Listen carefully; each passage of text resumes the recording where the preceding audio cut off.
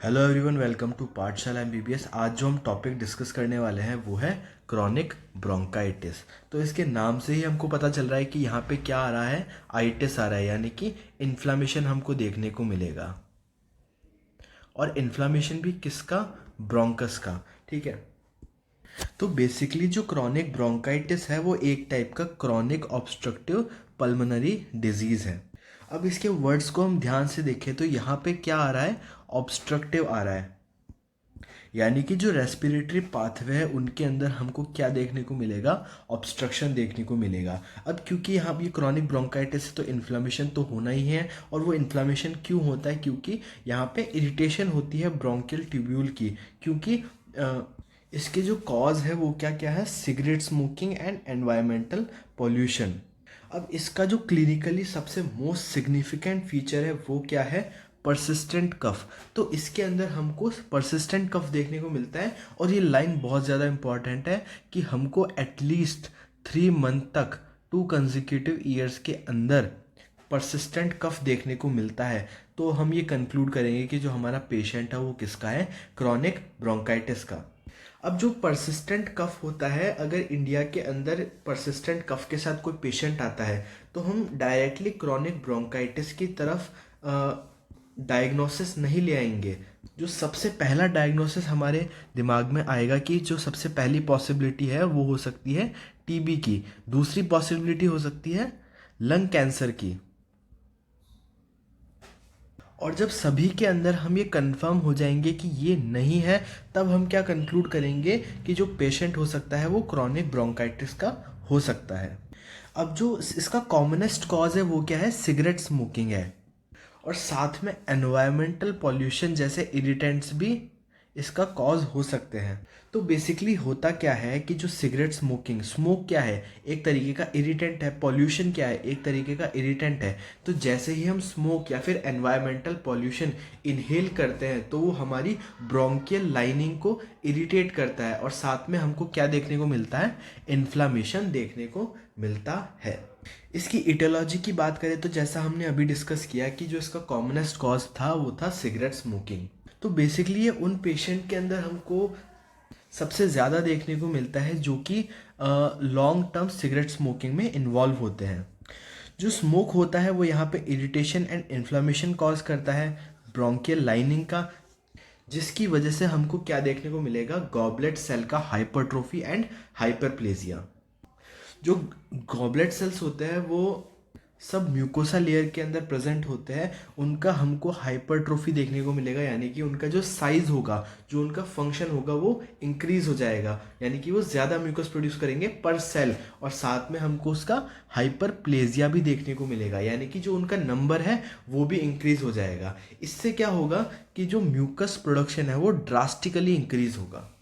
साथ में environmental factors भी इसका एक कॉज हो सकते हैं। एनवायरमेंटल फैक्टर्स में जैसे कि air pollution, occupational dust, fumes, ये सब भी कंट्रीब्यूट कर सकते हैं डेवलपमेंट ऑफ क्रॉनिक ब्रोंकाइटिस। और साथ में जो थर्ड कॉज है वो क्या है? Genetic predisposition. कुछ इंडिविजुअल्स ऐसे होते हैं जिनका जेनेटिक कंपोजिशन ही ऐसा होता है कि वो बहुत ज़्यादा प्रोन होते हैं क्रॉनिक ब्रोंकाइटिस के लिए। यानी कि इतना ज़्यादा उन्होंने स्मोकिंग भी नहीं की, इतना पॉल्यूशन में वो रहे भी नहीं, लेकिन उनके जेनेटिक कंपोजिशन ऐसी है कि उनको क्या हो गया? क्रॉनिक ब्रोंकाइटिस हो गया। अब इसकी पैथोजेनेसिस की हम बात करते हैं तो बेसिकली इसके अंदर हमको 5 चीज़ें ध्यान में रखनी है। सबसे पहला, जैसा कि हमने डिस्कस किया था, इसके कॉज क्या है? Smoking and environmental pollution. तो सबसे पहला पैथोजेनेसिस में पॉइंट क्या हो जाएगा? Exposure to irritants. तो जैसे ही जो हमारा पेशेंट है ना, वो किसके कांटेक्ट में आएगा? सिगरेट स्मोक या एनवायरमेंटल पॉल्यूशन के कांटेक्ट में आएगा। क्या होगा? जो उसकी ब्रोंकियल लाइनिंग है वो इरिटेट होगी और हमको activation on off inflammatory response देखने को मिलेगा। एक्टिवेशन ऑफ इन्फ्लामेटरी सेल्स हमको यहाँ पे देखने को मिलेगा। तो जो हमारे पैथोजेनेसिस के अंदर सेकंड पॉइंट होने वाला है वो होगा inflammatory response against exposure to irritants.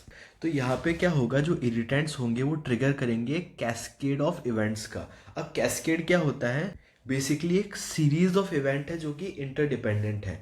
जैसे कि एक रिएक्शन है जहाँ पे रिएक्टेंट प्रोडक्ट के अंदर कन्वर्ट होता है, वो जो प्रोडक्ट होगा वो किसी और रिएक्शन के अंदर पार्ट लेगा और वो जो प्रोडक्ट होगा वो भी किसी रिएक्शन में पार्ट लेगा। तो एक सीरीज ऑफ इवेंट होता है, जैसा कि हमने कहाँ पढ़ा था, ब्लड क्लॉटिंग के अंदर पढ़ा था।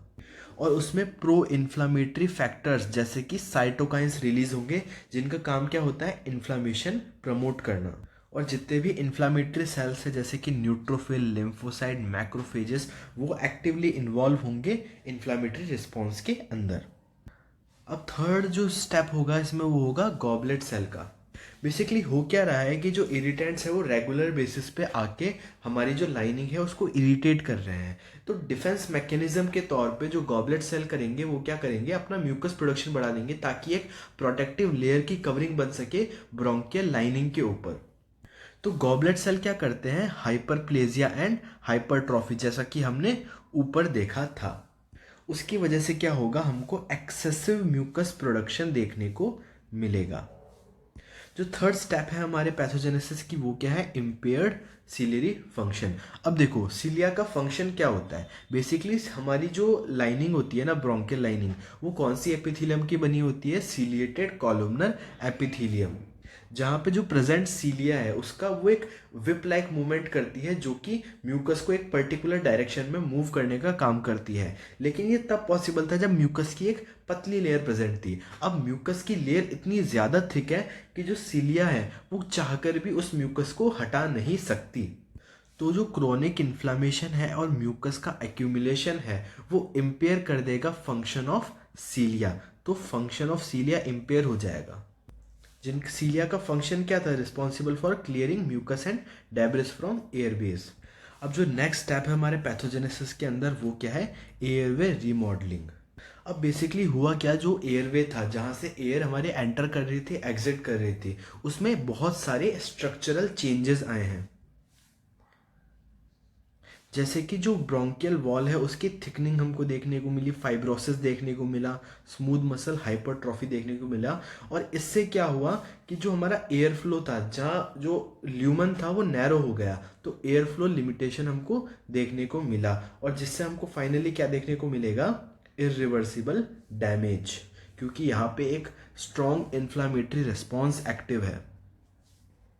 अगर आपको हमारे चैनल द्वारा बनाई गई वीडियोस पसंद आती है तो आप हमारे चैनल को सब्सक्राइब कर सकते हैं। और हमारे चैनल की हेल्प करने के लिए आप एटलीस्ट 10 रुपीज़ डोनेट कर सकते हैं QR कोड से या फिर पेटीएम UPI से।